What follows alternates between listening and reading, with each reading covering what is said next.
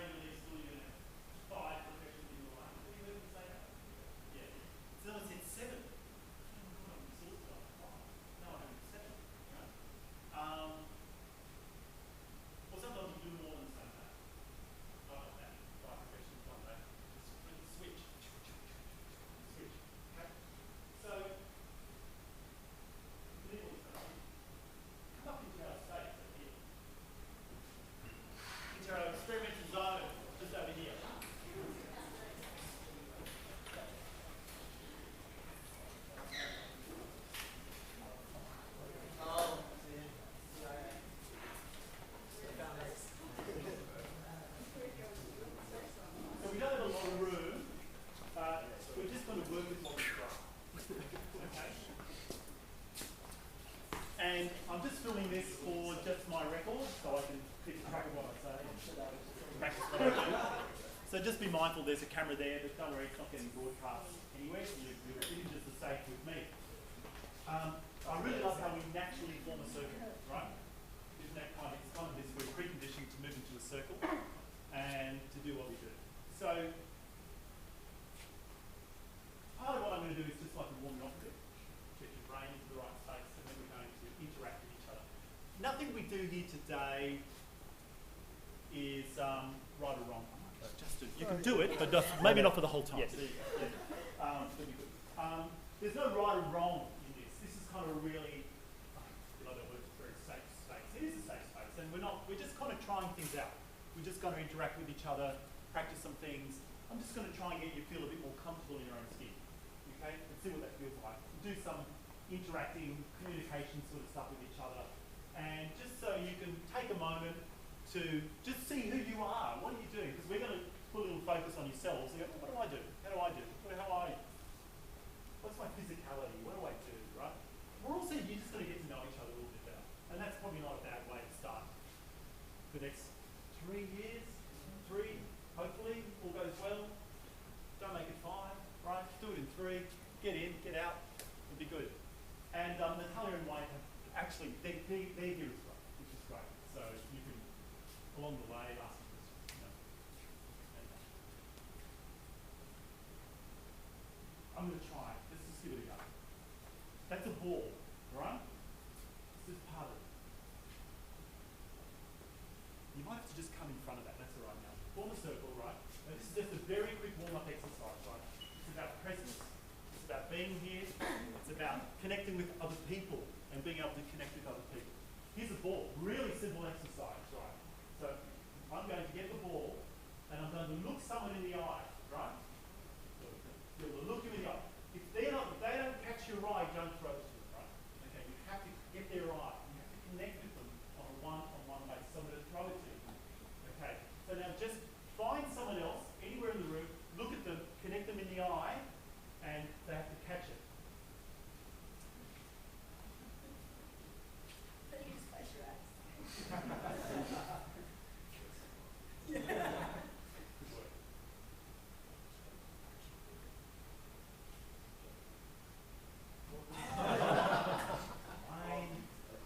Wayne, you're out. That's it. Wayne's in.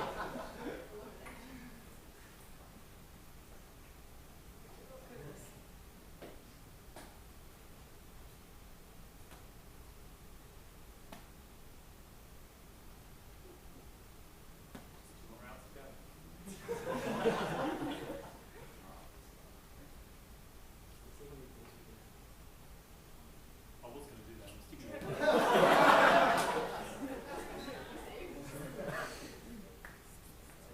So as the receiver, you've got to be ready to receive, right? It's part of it. Be very clear. No, it's you. So you actually receive it. Someone's passing something to you, and you're ready to take it. Okay? Try and find people who haven't caught it yet. Great work. That's cool. Okay. You're actually one of the best catching groups I've ever had. We've only had 2 drops. Right. This is really. Oh! See, we were the best. Best catching groups. Best catching group. Right. Too low.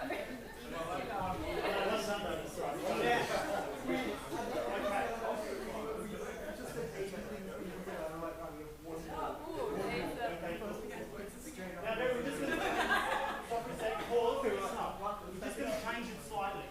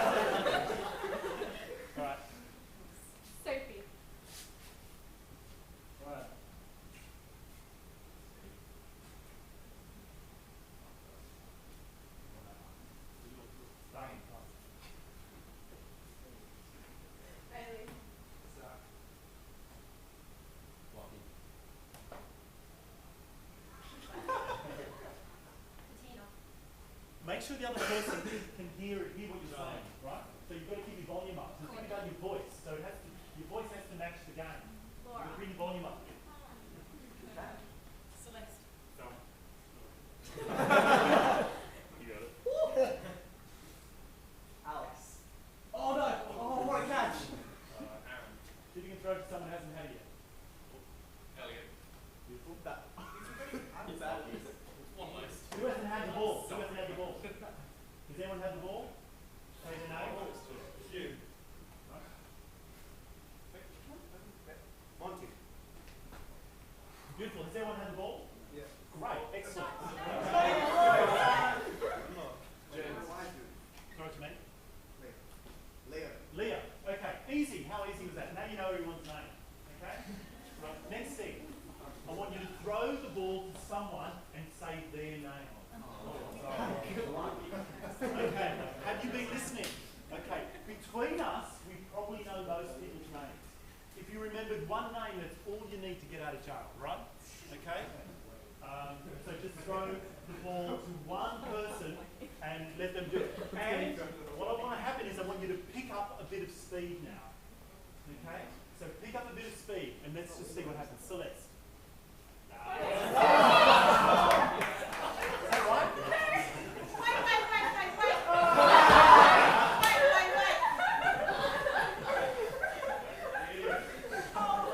Alright, start again. More start to the game. Celeste. Alright. That just goes to show. Just goes to show.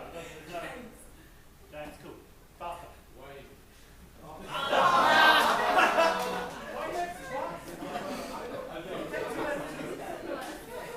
It's 2 out of 2, okay. Picking it up, because we're going to move on in a minute, right? Tina.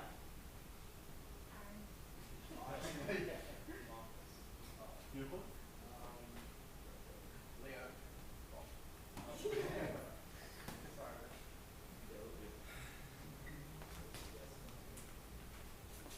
Alex. Dante. Tina. Look her in the eye. Look in the eye of the person you're throwing to so they're ready for it. Lockie. Courtney. Try and find someone who hasn't had it yet. Dom. Elliot. Hugh. Right. Laura. Zach. Good work.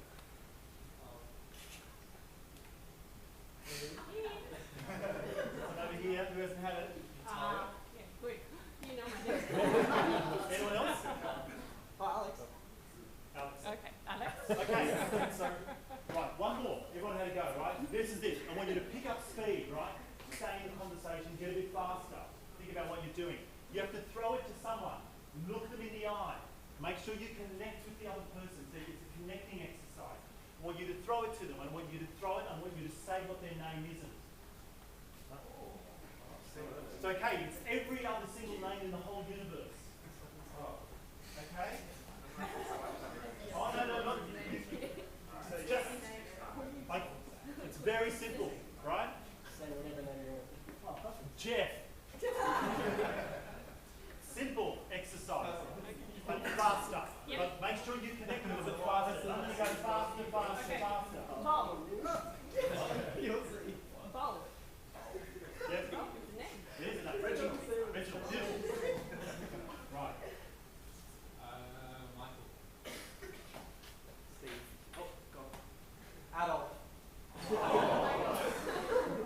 Faster. John. Faster. Come on.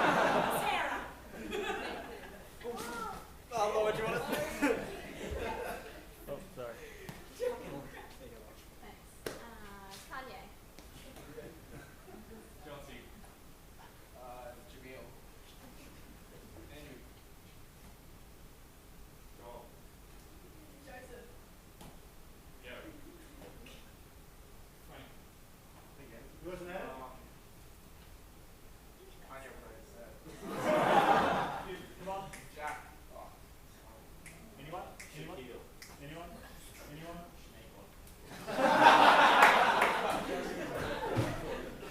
Great. So who hasn't had it? You. What's my name? Michelle. Michelle. Did you just notice just a little bit when you actually had a little bit more processing to do, when you had to kind of, you're thinking a little bit more on your feet, how the ball started to get dropped a lot more. Okay, so you're losing your focus a bit. Pretty good though, you're coming up with names, again, you're a really good group, right? You're coming up with these made up names, and you're able to kind of respond really quickly.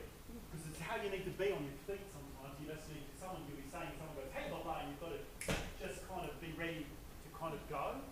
And that exercise is great because what it does is disorientates your brain and it's trying to bypass all the set tracks that you set down. It's just kind of make you panic a little bit and being able to function and do all these functional things all at the same time whilst you're doing that. Okay. And it's also, you're kind of getting to know each other a bit. You know that everyone here is kind of fun, great name makers, no problems making names, which is good. All that ability to ball group and stuff like that. So I want you to just look around the room. When you connect, I want you just to connect without saying any words, right? Can't say anything. Just look around the room, and when you find someone and your eyes actually lock, right? And you lock, and you look at each other, and you nod, I want you to go to them, right? But you can't go till you've connected with someone. Don't wander aimlessly, go, oh, no, right? So you have to kind of look, and when you find someone, go to them. Oh no!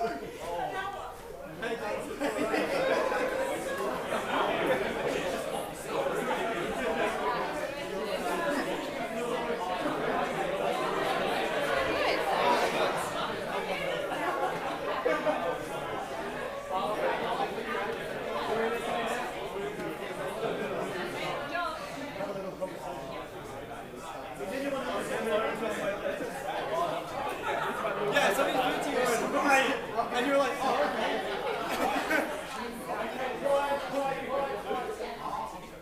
Have you got enough people? Are you a trio? Come back in a mix, right? And here we go.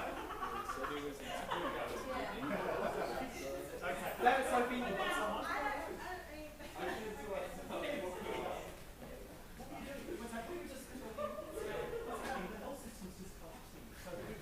So quickly.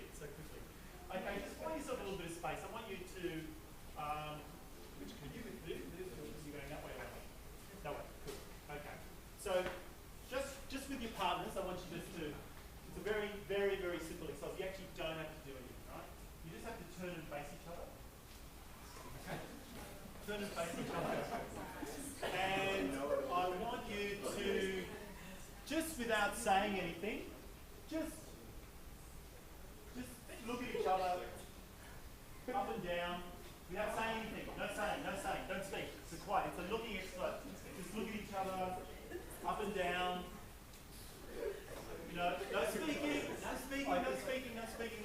Just observe the other person. Look at them. Tricky exercise. It's actually going to be quite uncomfortable. So just go with it. Okay, stay with it at the moment. Stay with it. Try and hold it together. No words. Try and do it. Look at each other up and down. Yeah. Up and down. Look at each other. See if you can hold it. See if you can just hold it for a moment. Just not speaking. I know it's hard. It's tricky. I can hear people talking. Until we hand it to send it back. Right? Okay. Good work. I want you just to give them a nod, right? Just give them a nod, like a thank you nod. That's not a thank you. Like a thank you nod. And I want you just to move around the room, say goodbye, like with the nod, without speaking.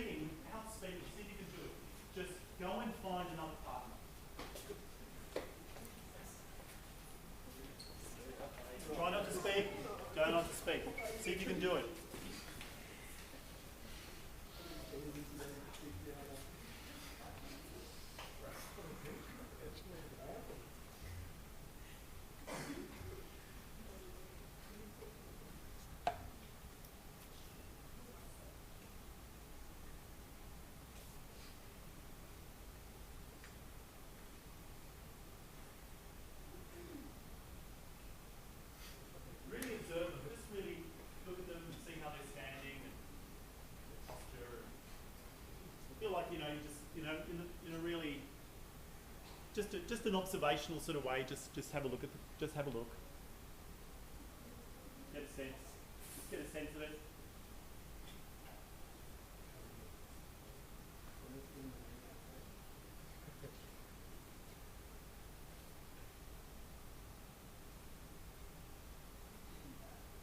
Okay, and you can stop and just shake your hands out like that. Because it's actually a really uncomfortable exercise.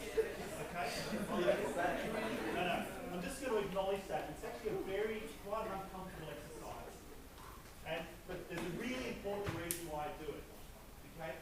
Is that we can see you. Okay? It's a really important thing to get into your head. Is that we can actually see you. You're not invisible. Right? So whenever you come in, whenever you stand, whenever you present, whenever you're anywhere, we can actually see you. You exist. You take up space.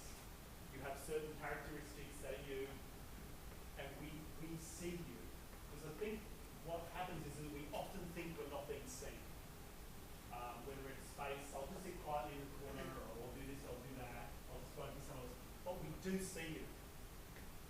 Your presence is here, and we know that you're here.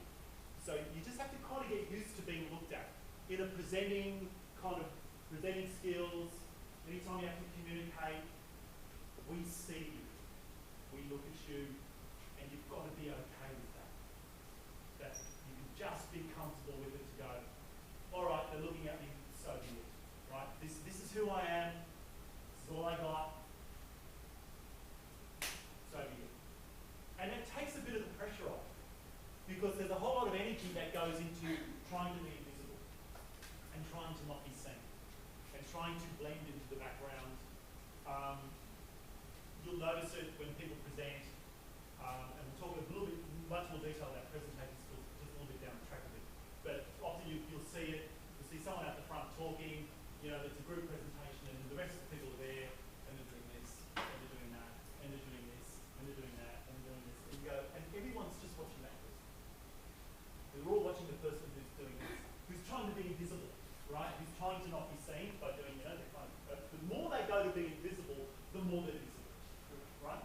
I don't know if you've seen that, where somebody, you find yourself staring at the person at the back of the room who's doing, you know, who's doing this or something, you know? You go like that, and you go, why am I watching that person who's playing with their watch and I'm not listening anymore? It's because they're visible and they draw your attention to it. So the more that you can learn just to kind of, you know, be somewhere and be who I am and notice it, it also makes you present. So it's a weird sort of thing. But it's kind of this reverse thing that goes on. That when you become visible, you actually become present. So you kind of know, all right, I'm here, they can see me. I'm just sitting here quietly in the corner, but I'm present. I'm here. It makes you present. Being invisible means you're trying to not be present, you're trying to be up. And it keeps you sort of ready to kind of go. And a lot of it is just like, okay, being pretty comfortable. Just give me some, and it's seriously, everyone's so different. So what are some of the postures we're seeing people doing? Just, you know, act out. What are people's arms doing? What did you notice? Hands in pockets.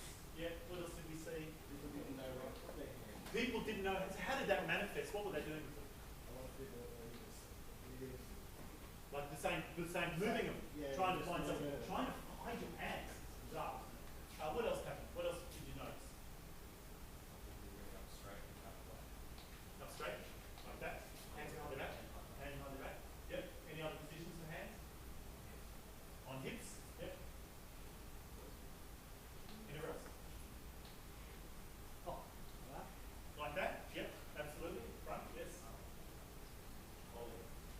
I had my arms forward, but I wasn't sure why.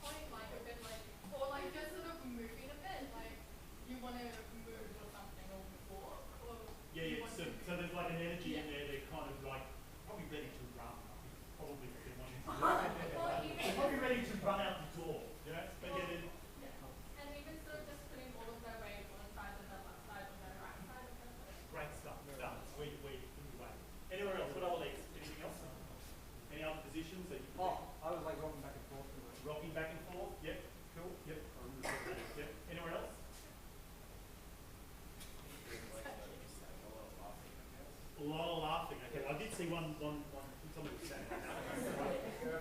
So I'm kind of really wrong. Really split, right? Okay, so what was the energy? Talk about the energy. The energy, laughing, awkward. So laughing because they're awkward. Okay, it is an awkward exercise. I do apologise a little bit, not fully, for putting you through it. Okay, but laughing. What about the general movements of bodies and stuff like that? A lot of movement. Some people very still. Some people moving a lot. What about people's heads? What are they doing?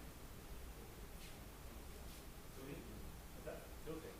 Somebody tilting. Yeah, tilting. Yeah. Anyone else? Notice anything else about the heads?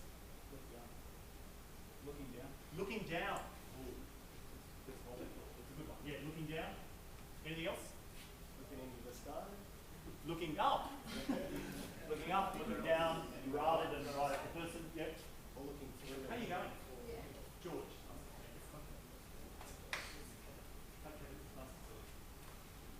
How about movement of heads? Did you notice heads moving around?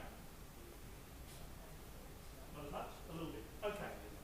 So what I'm trying to draw attention to the fact that we all have different physicalities. And that can affect how we're actually responding. And by making some subtle shifts, you can actually empower yourself, or you can quite unknowingly disempower yourself a little bit. You can actually be distracting and not kind of allowing your full sense to be what you're trying to do to come across. Okay, so you can make little adjustments, kind of just little adjustments along the way.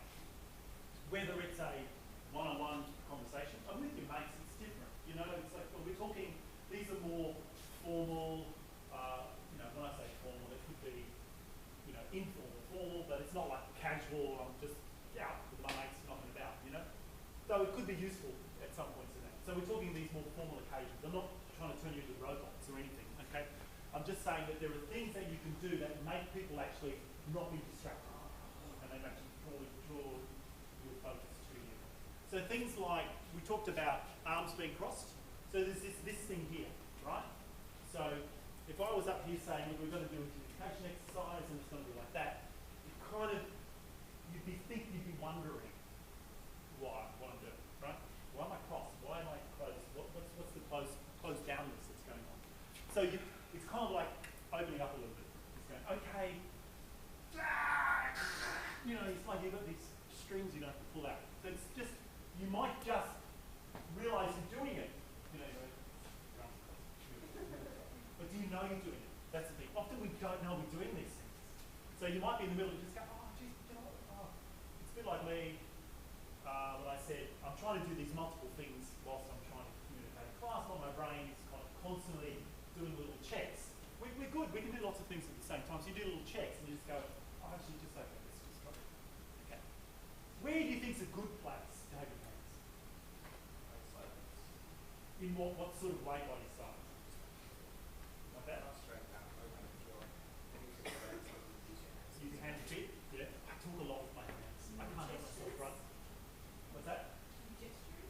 Yeah, it's interesting gestures, because gestures, I'm a big gesturer, right? You can say, I do that. I've actually been in restaurants where I've smashed the waitress,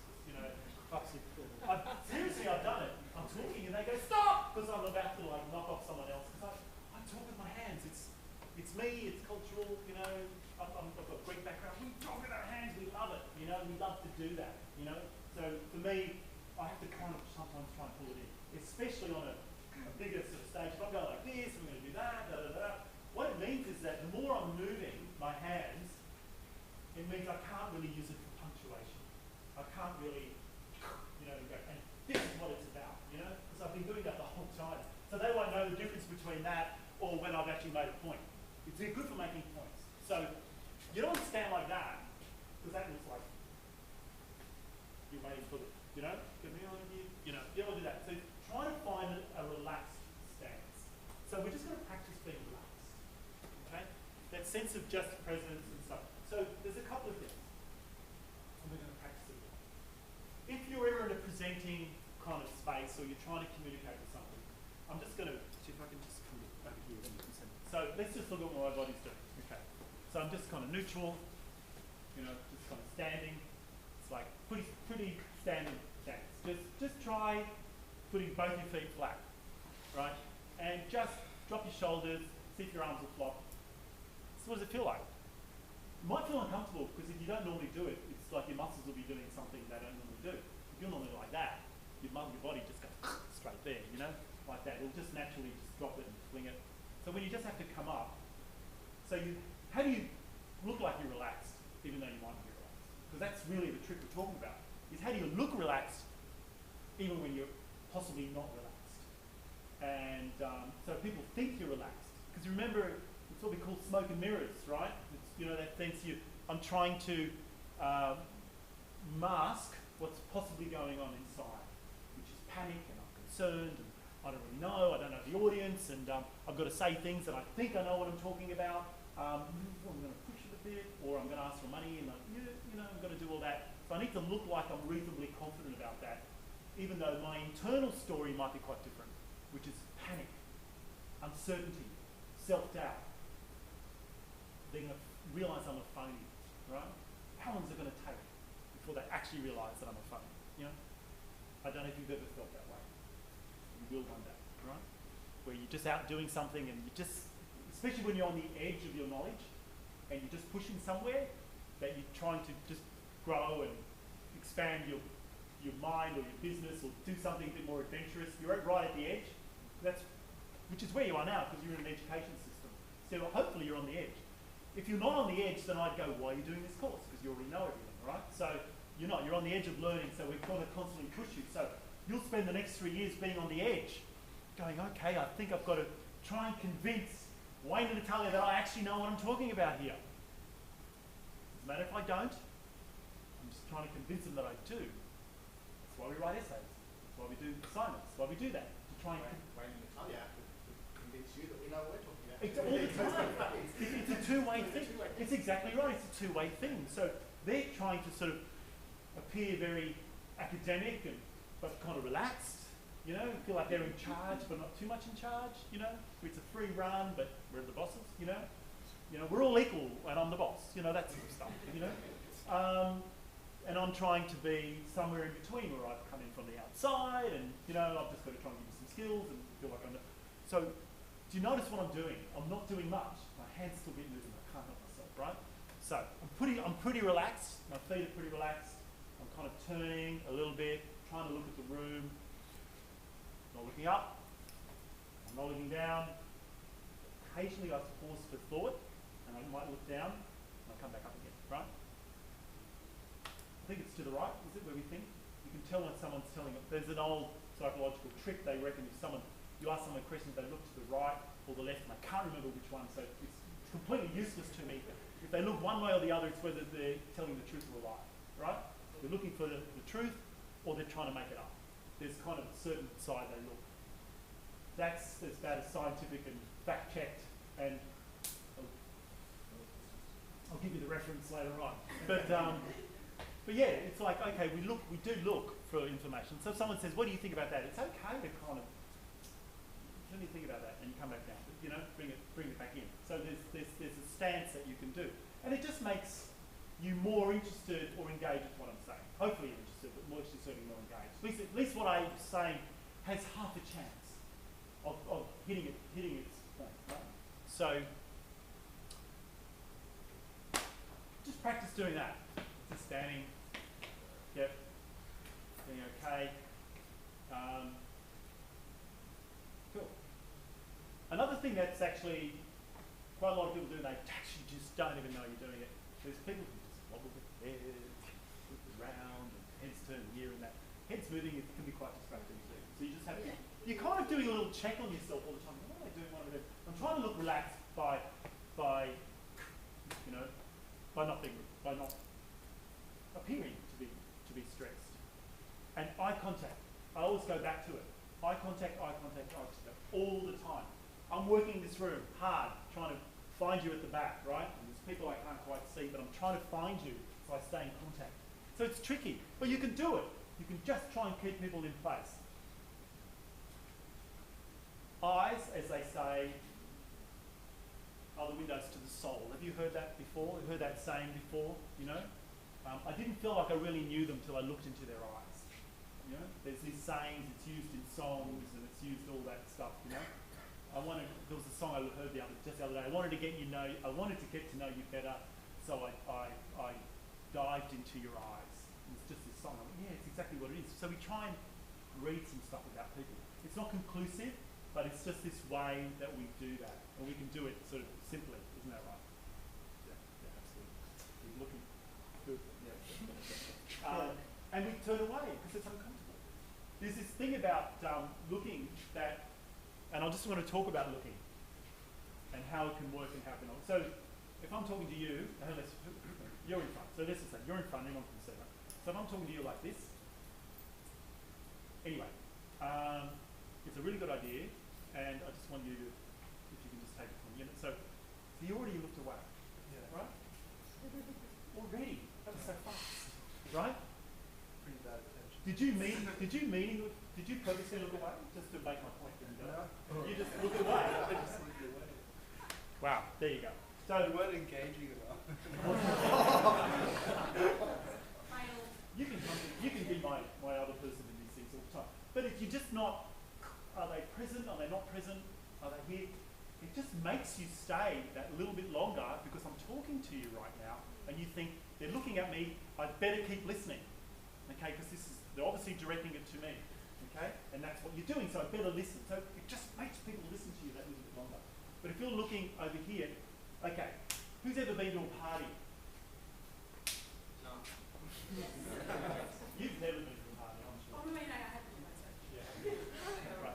You've been to something in your life that's social with people you don't know, okay?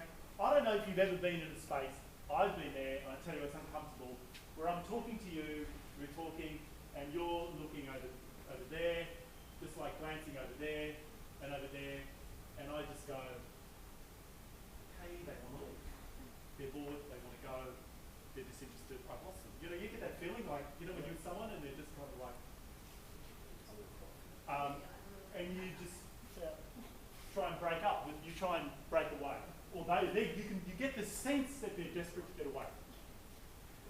It's not always true, because sometimes you go, oh, look, I'll let you go. And they go, no, I'm listening. And you go, oh, well, I wish you just let me know that you're listening. You know, sometimes they go, no, I'm listening, and they actually are listening, but they just can't keep engaged somehow. But you don't think they're listening. So suddenly uncertainty creeps in, and you're just not quite certain whether you're boring them to tears, or there's just someone far more important out there that they really need to be speaking to than you, right? Which is often how we feel that they're, especially if you're coming in at a lower level on something and you're trying to move up the chain and get to be known, you might be feeling insecure about whether you fit in, and you're just thinking they're going to be looking at somebody else, right? So it's that sense of engagement. How about this? Anyway, I just want to talk to you about this really important thing that's happening, and I want you to be really focused on what's going on. And there'll probably be a point, if I don't stop staring at you, it will start to feel uncomfortable, right? Okay? I don't have to reach that point just yet, but we'll be getting close pretty soon, right? It's a bit weird, right? You start getting weird. Don't go weird on people, right? Don't get weird, right? Don't just stare at people. Anyway, I just want to tell you about this great amazing thing. Just go, oh my God, you know, they're just like, there's too much intensity. How do you find that balance between, you know, staring, and it's great, and there's like 1, 2, 3, 4. You want out. You know? That rhythm, there's a point where you want out. Okay, you just want to get out. You just go, it's been staring at me for too long, right? Especially if it's a bloke. How you going? How's the work? I'd love to work with you sometime. It's amazing. Sounds good. Yeah, it does. Right? It's like you get a bit creepy, right? Yeah. So it's just finding that lovely rhythm. And like I said, that's just a bit of practice. And if ever you find you're there, and blokes, if you're at parties and you think there's some really great people out there, you want to sort of get to know better, and you keep staring at them, they keep leaving, you might be staring at them too much, right? You might be just, you know, you've got to find that balance between connecting and looking at someone, actually talking to them, and not creeping them out, right? And it's that lovely balance. So if you're not connecting with someone, you're either not connecting, you're not looking, your head's down, you're not up, you're not actually looking at someone, or you're possibly overlooking at someone and they want out of there, right? So it's this great balance. Now that's true in all these communications that you do. It's kind of an interesting kind of space. Another thing, physicality, right? So you've got your basic stuff done, you know the look. So this works for presenting as well, right? So think about you're presenting in front of the room. how you might do that, right? How do you communicate with people? Remember, I'm not turning you into robots. You just have to find your own peculiar thing. So if I talk like this, right? It's an interesting thing. If you need to, right? Basically, there's a physicality that goes with it. If I step forward, right, my body naturally opens. If I step backwards, my body starts to close, right? So you can actually put yourself on the front foot. And often, I'm trying to be sort of neutral, but often I will talk like that. And that, you know what, that naturally opens me up. So my arms naturally want to go like that, which is open when they're back. So I'm leaning back, see how I'm leaning? So I'm leaning back, I'm leaning forward, body open, body closed. Chest open, chest closed, right? We are looking for people who appear open, right? We do look for that. We want that to, oops, don't go sideways, right? So you want to try and find a way that you appear more open to people, right? That you're open to stuff, and you're feeling like that. It's like I'm ready to go. You ready? Let's do it. You ready for this? It's going to be great, right? You know, what's the other one? So I'll get you my phone. Are you ready for this? It's going to be great, right? So it's going to be great. It's like I'm running away from you. Get a sense I'm going that way? So I'm heading out the door. There's a slight difference. I'm coming in, I'm going out. I'm coming in, I'm with you, we're going to do it, it's going to be great. I'm saying I'm with you, but then why am I leaving the building, right? I'm heading out that way, right? My energy's going this way, it's going that way, it's going this. These are so subtle, but they make such a difference on how we do these sorts of things, right? It allows you just to appear a little bit more open. So when you're presenting, it's just like, just kind of be kind of on that, even if it's a bit harder when you're on your side, but sometimes you do need to kind of be moving in that forward, kind of, that sense of bringing forward. You're wanting to be someone, be forward. If you're at a table and you're sitting down opposite someone, don't do this, you know? Because you blokes love it. You can see it. You do it all the time, right? Lean back like that, just like that. I mean, if it's your mates, it's different. If you sit around the room and just, you know, flopping around, do whatever you want. It doesn't matter. But if you're actually sort of going, okay, this is a bit more important, I need to sit with someone, or it's a job interview, or something, try and, you know, be a little bit more forward in the job. You know, forward, I'm here, I'm ready to go. Well, yeah, I've got a lot of experience, and it's really good. You know, whatever. I've got a lot of experience, and it's really good. I've got a lot of experience, and it's really good. You know, subtle things. These little things can just make a difference because we're so perceptive. Our brains are just working overtime to try and read the other person. We make judgments in about half a second, right? You had me sorted in about a minute, right? You walked in, I walked in, you looked at me, and you went, oh, here we go, right? What's this about, right? What's it going to do? What's it about? It's true. It's true. You try and place us somewhere. We're trying to place us somewhere. I'm trying to work out who you are in the room. I'm trying to figure it out. I'm trying to go, oh, what's this group? We try and sort people pretty quick. So, give yourself the best chance to do that. So, just a little practice. I want you just to find someone in the room, look at them, and just have a conversation with, actually we'll do it this way, this is what we'll do. So you don't know the person you're about to meet. I mean, like, pretend. You might know them, but you don't know them, right? We're just going to pretend you don't know them.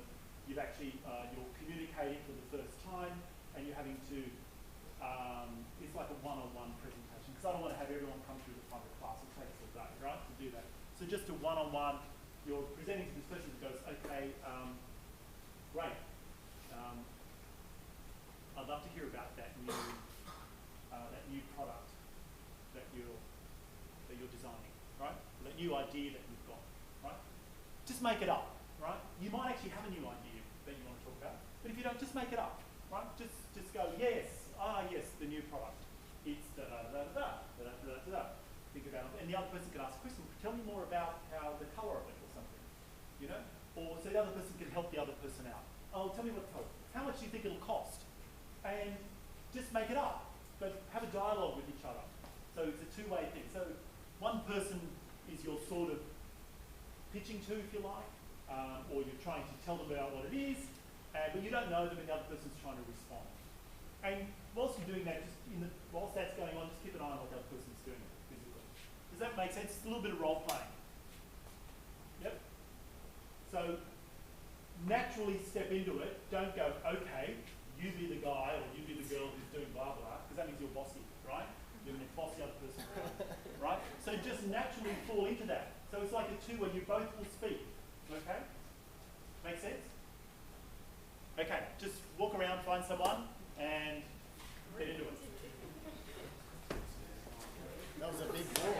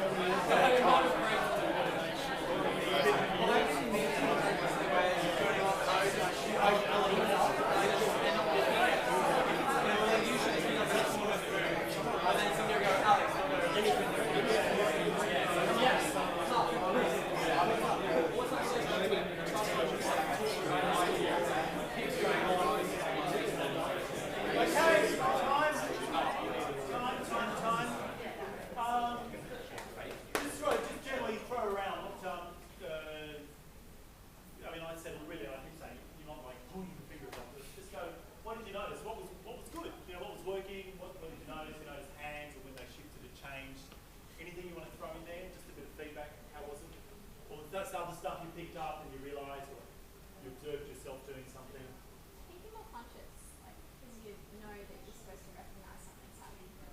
Like, people go like, okay, I'm thinking about that, alright. So you were mindful, you were aware that you were aware. Yeah. Yeah, which means you're trying to do two things at the same time, and then you realise you might be listening. Yeah. You don't want to be creepy as well. You don't want to be creepy. Sometimes you just can't help yourself from being creepy. It's right. It's the way you are. You're trying not to be creepy. You're trying to, because remember you're with someone you don't know. You know, it's the first person you met for the first time. So we do this all the time. We meet people we don't know all the time. And how do we develop that rapport pretty quickly? That they go, oh, this is all right. Yeah. I think you said or something. Was that what you Yeah, said? like usually if someone doesn't know what they're talking about, they'll always say, instead of calling. Yeah, it's an interesting thing. I use a bit as well. I catch myself going, yeah. Sometimes I say, you know what I mean? You know what I mean? We call them ticks. Yeah, ticks. A tick is something that you can't stop. I know I have my own. I've seen recordings of me speaking, and I'll go and blah blah blah blah blah, right? And right? I keep saying right. Well, of course it's right. I'm saying it, you know, but I can't. I find myself that I have to try and learn to not say that because it's a bit distracting. Somebody fed that back to me once and they said, "Why did you keep saying right for?" I'm going, I didn't even know I said right. I didn't even know I did it, but someone fed it back. So now when I do it, I hear it. I go, "Oh, there it goes," you know, and because I can't control it. I haven't quite got on top of it yet. Or I say things, you know what I mean? It's like right. It's just another version of it. You know what I mean? Know what I mean? Know what I mean? I don't need to say that. But is a funny thing. Okay for a bit, but it's too much. So what do you do when you don't know? Right? When you're pausing, when you're thinking, is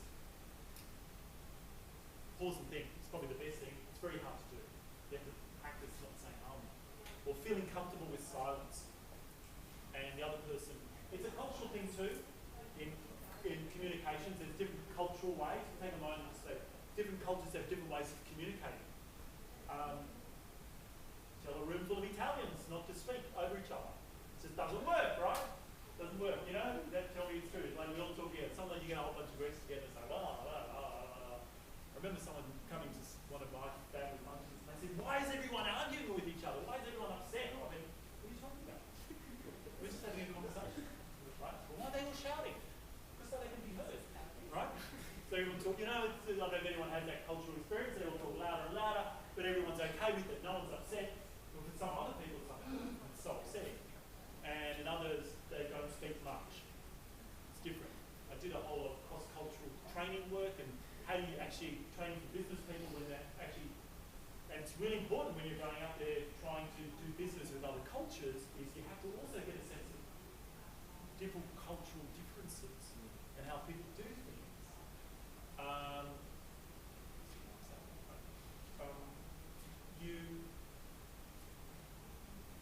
Some people will say a whole lot of stuff, but that's not really what they're talking about. Will be very nice, very this and that, with a whole lot of meaning, but really there's nothing really important being said here because we don't do important things like here.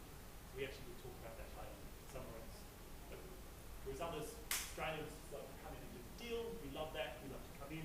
Australian, like this, if there's an Australian culture, we don't like people up there, we like to bring everyone down to our level, right? So it could be the CEO or the boss of a corporation, and the CEO, if they're Australian, they'll talk to everyone, hey Jimmy, how you going, how's this, how's that? And someone else will go, oh Mr. Tony, how you been, how's the weekend? You know, they're up here, you're down here, but we love it, we love to bring it all up to about here. It's not true, that's not a universal thing, but often we try and level it. You know, we're very comfortable with, if you saw your Prime Minister in the street, we go, Malcolm, how are you? That's all we would do. We go, Malcolm, you know? And he'd go, hey, how are you? He'd feel like having that. Other people mightn't do that. They have people, what appears like respect. Our sign of respect is equals. That's how we do it. We like that. So you have to think in a business transaction, what are some of the cultural differences? And sometimes you need special training to know how the meeting's going to go, what's going to happen. Some cultures like silence. They're okay with silence. Quietness is okay. Pause and wait while sport is going on is actually okay. But for others it's not. Silence, got to jump into that. Don't like silence, better jump in. Better jump in and say something. Australians don't like silence so much. We like to step in, feel a bit uncomfortable if it's a bit silent for too long. It's getting weird. Wow. So we better say something. We step in, we say something. When maybe it didn't need to be said, maybe we just leave it in silence. It's just trying to read what's going on all the time. Why is there nothing being said? Why haven't they stopped speaking? You know, why is this, why is that? Well, how do I step in when someone won't stop speaking? How do I interject? All these skills of actually trying to get back into a conversation, stop some conversation going the wrong way. Or someone's on a tangent that's not relevant. How do you bring them back to point? How do we get them back onto what's important? Because what's important is what's important to you. If you're off talking about something else, and I want to bring it back to what's important. Tricky. How do I interrupt without looking like I'm interrupting? Tricky. I don't know if you've ever been caught in a conversation and you feel like you can't get out. You know, with someone who's going on and you really have to be somewhere, but you don't know how to say, I've got to go. I really have to be on. My bus goes in 5 minutes, and they're really having this lovely conversation, and I don't want to interrupt them. Have you ever been caught in that, where you just, yeah? Yeah. So what do? You just say, I've got to go. Yeah. Brilliant. You just say, I've got to go. Look, it's been great, but I've really got a train to catch. It's in 5 minutes. You know, I really have to go. I really enjoyed this conversation. Can we do it again? Yeah. If you really want to do that, can we follow this up at another point? Do you have my contact? Can we do that? Or you just go, sorry to interrupt. This is a great story, but I have to go. If you say that to someone, make sure you go. Right? Because you say that, look, I've really got to go, I've got a train to catch. And then they come along 20 minutes later and you're at the bar talking to someone else. How do you feel that happened to you? Rejected. Oh, totally betrayed, rejected, judged. Oh, okay. Rather than trying to be honest with someone and go, look, hey, it's been great. Or if there's a gap, say, look, or I've only got an hour, especially if you're in some sort of networking situation or in a place where there's a bit of a time limit and you really want to circulate. So you don't want to get stuck with one person. You want to be able to move around the room a bit, unless this is just gold. You know, sometimes you go somewhere, it's just gold, you meet one person and you go, oh my God, this is it. What a great thing. You don't care about anyone else. Get that, grab it. It's a rare. But I'm with you, we're chatting, done a bit of chatting. Look, I'm only here for an hour. Can I catch up a bit later on? I just want to try and see if I can catch up anything. It's been great. Really good. And you go. Got to go. They go, no worries. So they probably want to do that as well. And you can do that. And that's really honest.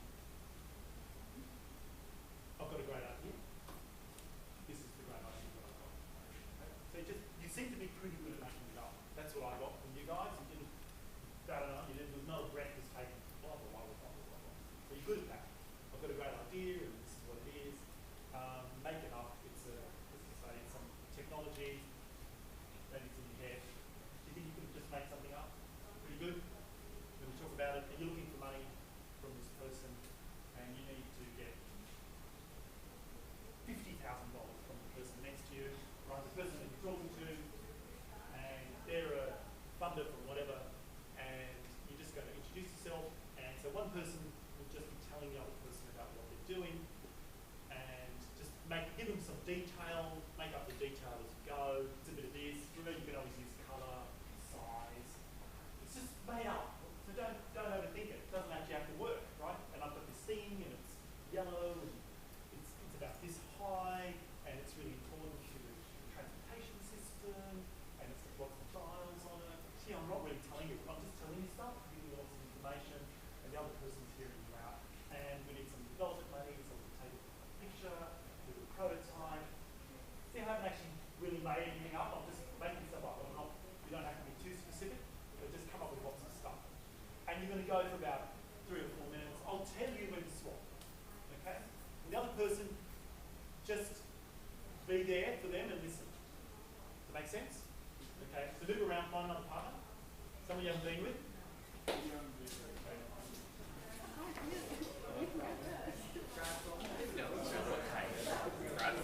I've got an idea to pitch to you. Okay, so you take my card. You love your car, okay, great. Traffic on the hand, low traffic, that's good as well, right? Because I've got an idea that will pitch to you, right? It's going to revolutionise Sydney's terrible transport system. So, what it does at the moment, it's like a tunnel. So it's a road tire with solar power, except it levitates, it levitates, so basically it's a second freeway stop. So you can have it generates some power, cuts down on the traffic and so that means you can drive your car over the road, you can even have, say, like 10 stories of apartments. We just need a little money to get it started. It's around $50,000. However, it's going to be fun. It's going to reap its benefits. Just you wait till you see Tony Abbott endorsing that. Malcolm Turnbull endorsing that. Tony Abbott will never endorse it. You don't want people like him. Malcolm Turnbull will endorse it. So all of Sydney and prototype.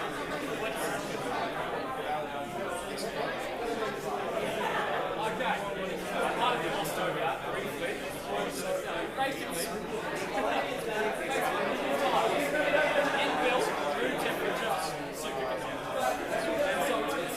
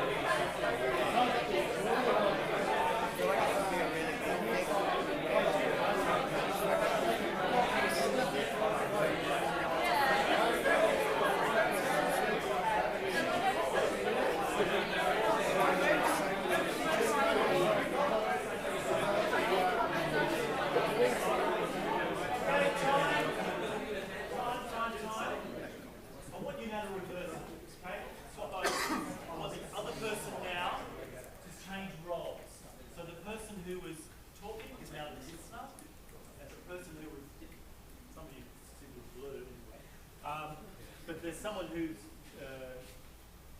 talking about what they're doing to the other person's getting this stuff. So you understand. So we're just going to swap over, do the same thing, and then look, reverse it over. Okay? Do it. Yep.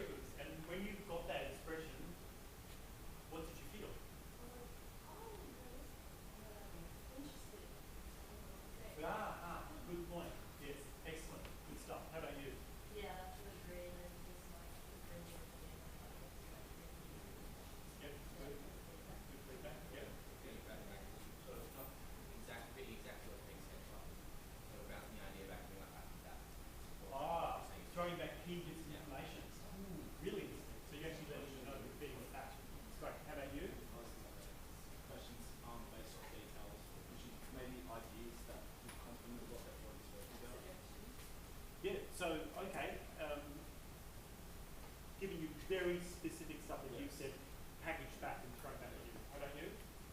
Pretty close to that. Yeah. Yeah. Yeah. So what else was happening physically that you, what was going on? They weren't engaging like there was hand gestures, but they were sort of more open ones. They weren't like closed off or Yeah, half. yeah. They were more natural. Yeah. But also facial expressions, like again, nodding, smiling, seeming engaged. Seeming like they're engaged. How about you guys back here? Yeah, it was great. Like anytime I suggest something, he'd like really like listen in and tell me like he thought it was a good idea to do You don't always have to think it's a great idea, by the way. But you might go, you can say, that's an interesting idea. So when someone says that's an interesting idea, it doesn't mean they're kind of not committing. That's an interesting idea. Tell me more about that. Or have you thought about that? So I'd say, no, I'm not taking it on board, but I'm trying to. But the fact that you were feeding directly back to it, and physically what was going on? Oh, it's kind of like open stance and hand gestures. Yeah. Did it feel comfortable? Did it feel alright? Yeah? Who felt that uncomfortable still? Be honest. Still a little bit uncomfortable? That's alright. It's okay. It doesn't have to feel comfortable. You just have to feel possible. That's all you have to do is make it feel possible. The reason, and I'm going to make it just a little bit harder this time, it's what I call active listening. So it's that there's one thing being able to communicate what you do, there's another thing being able to communicate that you're listening. Because that's the key. That's the key. You've got to show that you're listening. So even whether it's someone presenting to you from the front of the class and you're in the audience, there's nothing worse than when you look out and you're trying to teach and you're trying to do something, you're trying to present.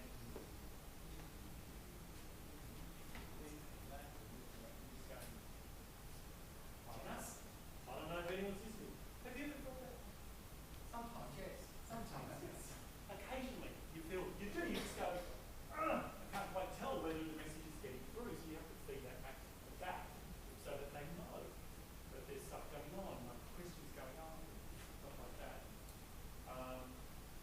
And that sort of information. So it's what we call active listening. So you're really kind of listening, and that's through eye contact, repeating, nodding, saying stuff. Now, that also has to happen on a phone call. So think about a meeting with someone physically, and think partly that you're on a phone call. So how do you let someone on a phone call know that you're still there? You know, sometimes when you're not, someone says they're talking for a while, and you just haven't said anything, and they go, "You're still here? You're still there?" You don't think to do that. You're still there. Why? Because you haven't gone. Really patient. Just to go. Oh, still there. Still there. Still there. All right. One quick exercise. Last one. Take one of those. Oh no, we're going to use the blindfold. Yep. One of you is one. You find another part. We need one person with a blindfold on part. Right.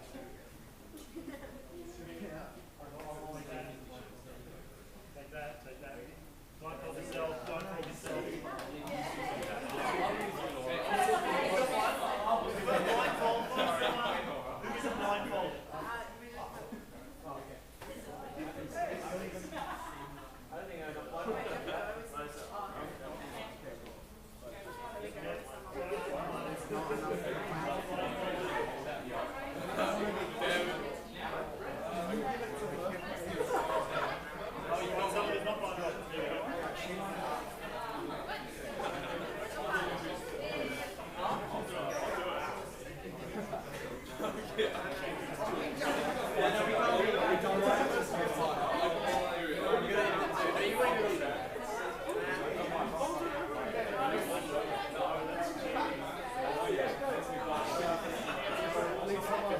Who hasn't got a partner?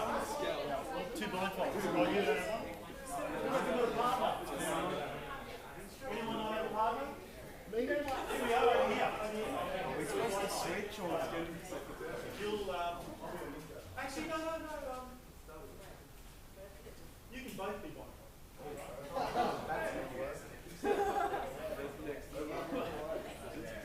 Okay, so we're not going to be long, it's 3:45. We're going to finish up real soon, right? So, yes, it's 4:45. Too much fun had in this very, very short space of time. Okay, so even if you're blindfolded, then just close your eyes, you know, to make it even darker. And,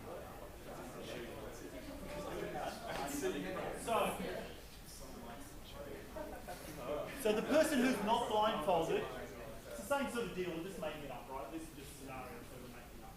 Okay? So the person who's not blindfolded, I want you to be telling the blindfolded person about this great, I'm going to give you some clues, right? It's a great travel opportunity, right? It's about travel, so you're going to go somewhere, you've got this place, just think of a place on earth, it's your favourite place, right? And you've got this new business, which is about going to this place using whatever transport, whatever you want, okay?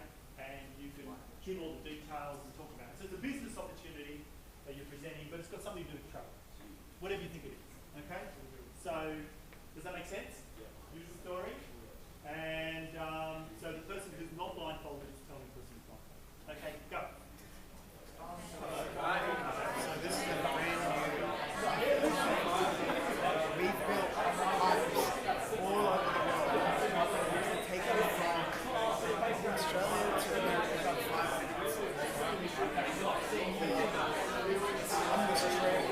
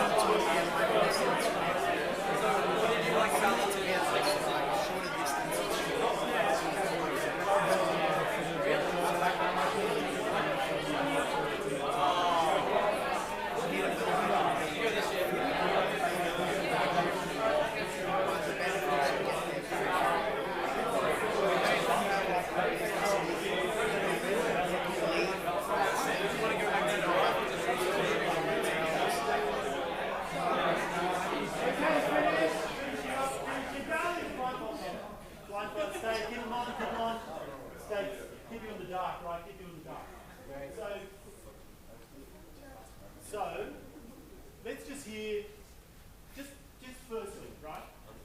Just a quick feedback for those who didn't have the blindfold on. How was it to talk to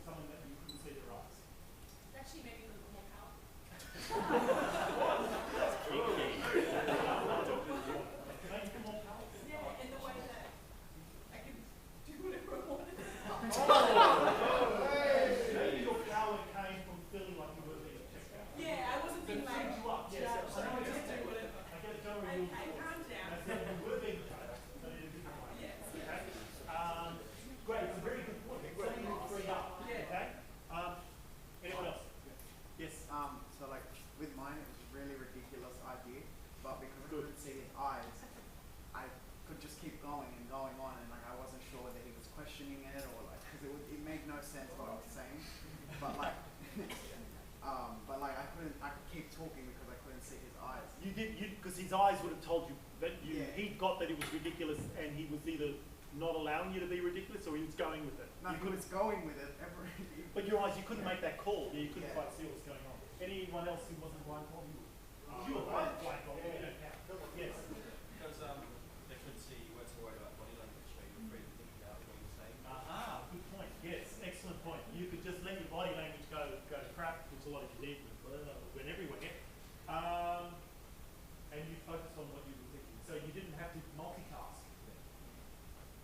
Yes? I didn't like the fact that you couldn't make eye contact with them. Ooh, what didn't you like about it? You felt really disconnected from the person. You didn't know if they were engaged in your idea. You didn't know if you should talk more about that particular area because they were interested in it, or if you should talk less about it and move on to a different aspect. It was really hard. Suddenly you're looking for other clues, aren't you? You're trying to find other signs that you're getting that. So think about this as a phone call. Think of it as a phone call. You're making a phone call. You don't quite know what they're doing on the other end. Okay? So you're looking for other cues. We'll talk to the blindfold people in a minute and see how they will come through. Anyone else? How did you go?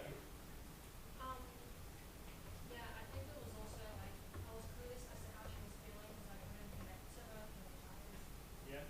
And I just could keep going and like stand over what it and she was if I was actually being like respectful to her, like actually talking with her and just doing something more complete.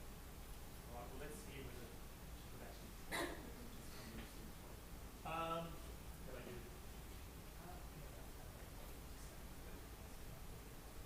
Right, so it's tricky, isn't it? So the trick is like, how do you get connected to someone who you can't see? Oh no, you can see them, or they can't. You can't actually connect through the eyes. So we're heavily weighted to eye contact. Okay, very heavily weighted to eye contact. So you've only got really one other tool, which is voice. Which is your voice and the position of your voice, where your voice is. Because if I'm talking to you here, I'm quite close, whereas if I'm talking to you here, I'm not as close. So there's a bit of a gap, right? So but we're on a phone call where we're always reasonably close to do that. Okay, let's hear about the blindfolded bit. Okay, you've got your hand up. You go first. You love it. It's an old gag. See, it's an old joke, right? They don't know who's got their hand up, right? I'm going to come over to you. How about as a blindfolded person? What was it like?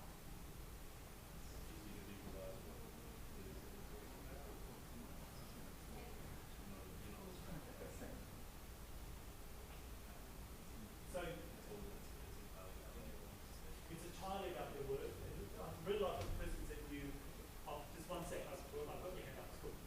Is that you're actually more able to visualise what you're doing. So you're actually starting to use your imagination more to do that, and listening to what they're saying, and then trying to put it into some visual form. Yes. Not you. Not you. Not you. Yes. I found it a lot more comfortable. What's that, sir? I found it a lot more comfortable. You found it a lot more comfortable. Yeah. Oh, it's interesting because you found the last one a bit more uncomfortable. Yeah. Yeah. I didn't just their eyes. It was like, Was it any of the blindfold people? You can actually just shout out if you want. Did you find the way they used their voice? Were there times when you were more in and other times when you were a bit disengaged? Let's talk about, was there any times where their voice didn't quite engage you or you lost it? I felt that I really had to work to hear his voice because you can still hear everyone's chatter around you, so you have to try and really focus in, and you need to try and pinpoint where their voice is coming Yeah, it was from. really hard to lock in on the voice. Yeah, they needed to sort of really try and engage with. Like I felt he was like he had a bright tone to me, like it was clear, and I was able to distinguish it from all the others. It was good. I was engaged. Okay. Also, I didn't get any of the, I couldn't tell when to come in. Like, I couldn't tell when it was like, now my time to talk. Oh, that's such a good point. Excellent point. Good point. You don't quite know. Because we look for visual cues as to either someone who talks a lot, you can see a breath coming, or in or jump in on the next breath. It sounds stupid, but someone's talking, they're talking, jump in, there's a gap. Or they're inhaling, jump in. That's a moment to do that, and you're not quite certain where the rhythm of their, we actually give a whole lot of cues away about the rhythm of what we're saying, looking at physicality, and you can find, you can try and, you can read that well, you know when to slot in without appearing to be butting in. Good point. Anyone else got something to say with blindfold? Yes. We were both blindfolded. Yes, you were both. Actually, this is our experimental group here. Yes. We couldn't even like tell how far apart we were from each other because it was so hard. we took off our blindfolds and we kind of like standing right in front of each other. So actually, your proximity got closer Yeah. with the blindfolds on, which is interesting because as soon as you probably went on, Yeah. it's like, right, we went back to this. So you brought your proximity close, sort of removed some of those inhibitions and things that might have got along the way. But did you? How was your listening with the blindfolds on? What was your radar like? Did you find that you had to listen harder? Because you've done this exercise about 5 times now, where you've been in this very busy room, it's very crowded, and you actually, did you find it easier to hear what the other people were saying with the blindfolds on? Yes. How would you use that? Right? So it's the same room, same crowd, doing the same thing, but with the blindfolds on, you actually found it harder to function. Is that what you, is that universal? You don't get enough. No. Aha. Okay. So so we're not actually listening. Most of the time we're actually reading a whole lot of other things. We're reading lips, we're reading body language. So words are only part of it. They're only part of how we communicate. As that exercise proves, right? It's not, you're really relying so heavily on the words, whereas you were relying less heavily on the words last time. And you're picking up all this other information which is communicating stuff. So if you're aware about that as a communicator, you know you're kind of bringing a whole bunch of kit and caboodle with you. It's not just the words that will do that. And it's often the case, you might even see a presentation and you see someone and you go out and you go, oh, that was great, I really loved it, that was fantastic. And you talk to someone, did you like that bit? And you go, I didn't do that bit. I missed that bit. Did he say that? Really? I bet it was great. You don't even know what he said or what she said. You've just got a bit of it. But there's something else that was going on that made you feel like it was a great session. So they're bringing in their confidence and they're bringing in this and they're bringing that and the charm and the charisma and all those things. You can take your blindfold off. Okay. Just, I'll pass this bag around if you can just pop. Oh, sorry. Just snatch the guy. Smash him with his blindfold on. There we go. Pop them in there when you get it done. If you can undo them, it would be great. Do you want to just pass it around? You can walk around. You can, do you want to collect them? Are you sure? Okay, we're just going to finish up. Bad, you're hopeless. Back to our ball throwing skills. No wonder you got. I was going to go right back. No wonder you got so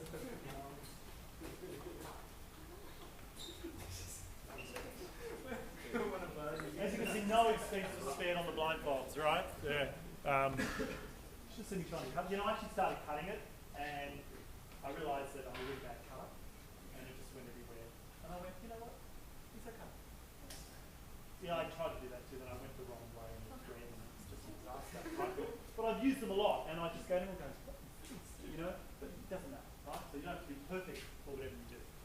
So just to kind of wrap it up, and I'll give you just 1 sec to do questions. So a couple of key points. Be who you are, right? Just be who you are. No matter where you are at any moment, be ready to go. There's no distinction, I think, between me going chat, chat, chat, chat, chat, chat, chat, chat, chat, lecture, lecture, lecture, lecture, lecture, lecture, chat, chat, chat, chat, chat, chat, chat, right? It's not much difference.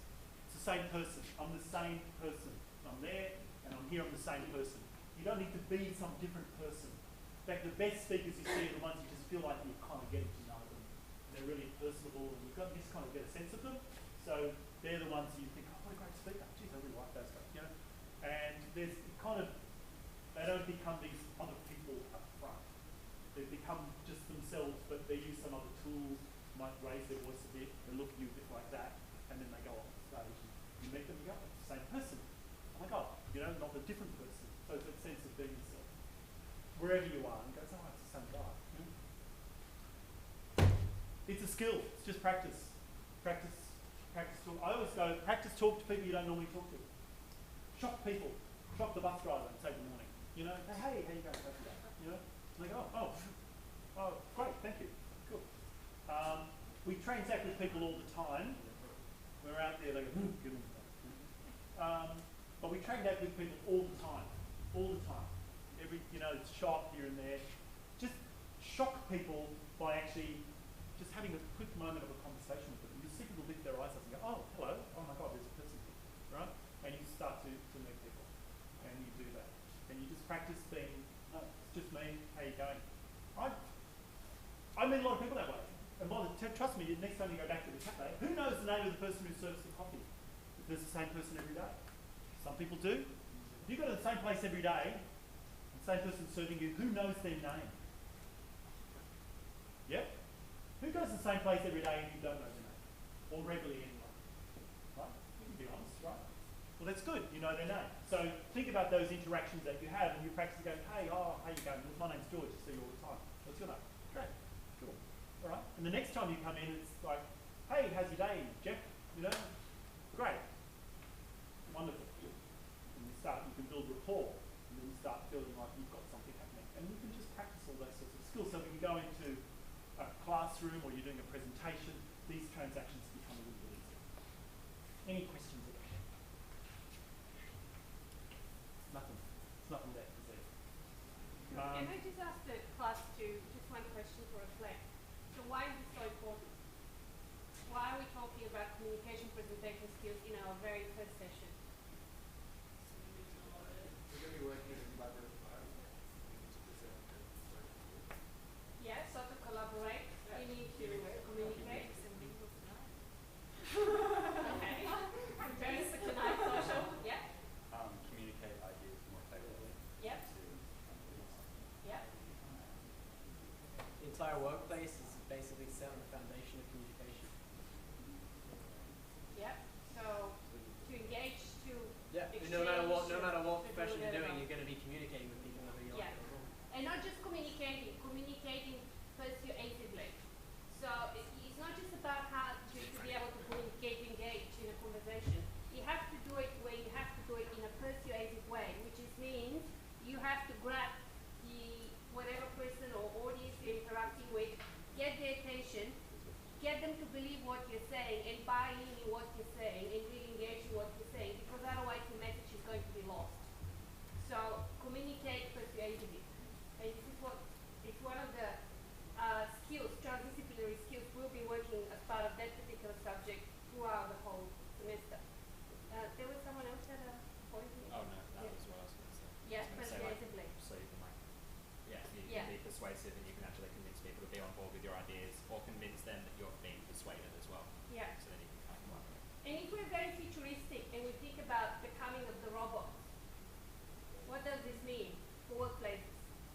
Where suddenly amongst us are humanoid-looking robots. How are we going to be different? They'll be better in computing, writing, code, everything, writing, producing. They probably will be better than us in all this. Where are we going to be better than robots, at least for a very long time? Yeah, because it's an inherently social skill, because there's so many little cues, as you saw with George's session today, there's so many subtle cues that make the whole communication. It's a very rich, social, human-based experience. Yeah, that is, at the moment at least, we know can be replicated. Maybe one day with artificial intelligence, who knows? But at least for the foreseeable, whatever number of years, it's not going to happen. But given that we are a degree that is future-oriented, think about some of these things as well. How are you going to set yourself apart? Not just from others who will be competing for the same job, for the same idea, for the funding, for whatever, but possibly competing against robots one day. We don't know how quickly it will happen. I know some of you are smirking, but we have to engage in this type of a possible scenario as well and think, how can we set ourselves apart and still will be relevant in whatever we're doing in the future. Great, thanks. Great session, George. Oh no, thank you. Thank you. I've got to say you're a really, really wonderful group. And it's often just the moment you started from the very beginning, you were really present and you kind of got into it and you went, okay, let's do it. Yeah, I'll give it a go. And that makes all the difference. So, like I said, great ball throwing, terrible ball catching. On my one last chance, Wayne, here it comes. Now we've lost our one good athlete, which is a good ball thrower. You were a good ball throwing group, and now you're right along. Before we go, like I said, this is a life skill, so use it every week. We want the tables back. Before we start the next session, we do that very quickly. So just put the tables back in their pods. Have a bit of a quick